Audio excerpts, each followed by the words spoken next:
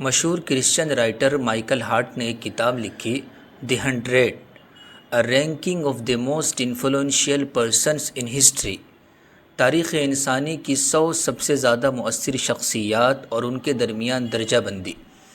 اس کتاب میں انہوں نے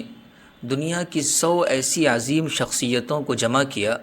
جنہوں نے تاریخ انسانیت پر اپنا گہرا اثر چھوڑا اور ایسا انقلاب برپا کیا جس کی وجہ سے دنیا کا نقشہ بدل گیا۔ اور ان کے درمیان جب اس نے رینکنگ اور پوزیشن رکھی تو سب سے پہلا رینک اور سب سے پہلی پوزیشن محمد عربی صلی اللہ علیہ وسلم کو دیا، اور اس نے صاف لفظوں میں لکھا، My choice of Muhammad to lead the list of the most influential persons in history because he is the only man in history who was supremely successful in both the religious and secular levels۔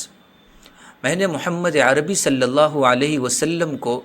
دنیا کا سب سے مؤثر شخصیت قرار دیا کیونکہ وہ تاریخ انسانی میں واحد اور یکتا انسان ہیں جنہوں نے مذہبی اور دنیاوی دونوں میدانوں میں بیک وقت غیر معمولی اور مثالی کامیابی حاصل کی۔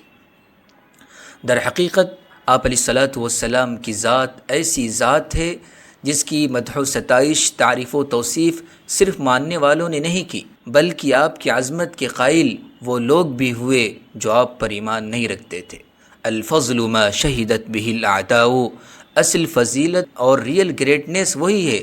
جس کا اعتراف دشمن بھی کرنے پر مجبور ہو جائے۔